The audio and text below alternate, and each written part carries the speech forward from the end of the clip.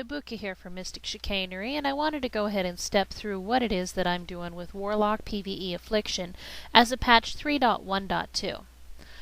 First of all, I'm rocking essentially a pretty cookie cutter spec, 54017. In Affliction I've gone all the way down to Haunt, and in Destruction I have a sprinkling picking up Bane and improved Shadow Bolt. For my glyphs, I've got Haunt, Curse of Agony, and Life Tap. I'm of course keeping up Fell Armor and a Grand Spellstone, and for my pet I'm using the Succubus. It actually turns out that she scales really well with any raid buffs. Now, just a note as we go through the movie, occasionally you'll hear a ping sound that sounds like this. That is an add-on called Power Auras. It's going off to tell me that my Haunt is off of cooldown and I should go ahead and recast it. Any other pieces in my UI, if you're interested in reading about it, are on my website. That's chicanery.fibergeek.com. Alrighty, let's go ahead and kick off this crazy show. So for the Affliction Warlock, the fight consists of 3 parts. The first part is the startup sequence, and on a standard fight it'll normally start with a life tap. You can use rank 1 because you don't probably need the mana at that point, and that'll give you the life tap buff and trigger off your glyph. Then you'll want to do a Shadow Bolt. If you think you might accidentally steal aggro from the tank, probably want to do a rank 1, and that'll give you the Shadow's Embrace buff, 1 stack on the mob. Then you'll throw a Haunt, giving a 2 stack of Shadow's Embrace, Curse of Agony, Corruption, and then Unstable Affliction.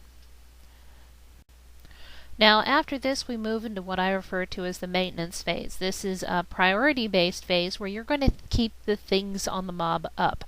So the first thing to keep up is Haunt, and with Haunt you want to go ahead and life tap, and that'll keep your life tap glyph triggered. This might be changing in 3.2 since they're extending the life tap glyph to be 40 seconds long, but to this point I find it very convenient to Haunt and life tap pretty much in the same motion. Next you're going to put up Corruption if for some reason it may have dropped. Then Unstable Affliction, you want to put it up 1.5 seconds before it ends so you can have the cast time and overlap with the duration. Then Curse of Agony, and then you want to fill with Shadow Bolts. And you want to keep filling with Shadow Bolts until you get into the Execute phase. Now, when the boss gets below 25%, you will have entered the Execute phase. This is where you're going to want to change your filler from Shadow Bolt to Drain Soul. You are going to want to go ahead and interrupt Drain Soul after you see a tick go off, and go ahead and refresh any of the dots that have dropped, because that'll help to boost your Drain Soul damage. It's not unusual to see ticks over 10 to 14k from the Drain Soul, as long as you've got the other Affliction spells up on the boss. Alright, so let's go ahead and go through a casting sequence. So the first thing I'm going to do is select the mob and send my pet and do a life tap, then a Shadow Bolt, then a Haunt, Unstable Affliction, Curse of Agony, and Corruption. So at this point I'm in the maintenance phase, and I'm going to put up the thing that has the highest priority, and if nothing that has a priority needs to be put up, then I'm going to fill with Shadow Bolts. So Shadow Bolt, Unstable Affliction, Shadow Bolt, let's see, looks like a Haunt there with a life tap. I'm just going through and I'm putting up whatever is highest on my priority list to put up. Now off to the right there from my HUD you can actually see button timers. That's a part of my add-on. A lot of times I'm actually looking in that part of my screen to figure out what needs to go up next. Shadow Bolts, and then probably the next thing I'll do is an Unstable Affliction or a Haunt because the ping went off. Haunt, and then life tap, and then Unstable Affliction. Looks like I got Shadow Bolts for a while, and a Haunt.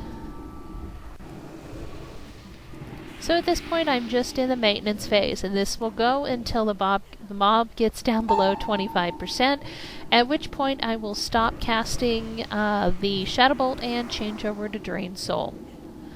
As you can see by watching my HUD here in the maintenance phase, as long as I'm not taking any damage, I can keep this up indefinitely. Because I am tying my life tap with my Haunts, I'm healing and regenerating mana fast enough that I'm not going to die and I'm not going to run out of mana. So this is essentially a mana neutral spec. There you have it. Pretty much I can keep this up all day. Yeah, it's a little bit harder when the boss starts throwing out AoEs. But that's about it. So, this has been Nabuka from Mystic Chicanery. Good luck!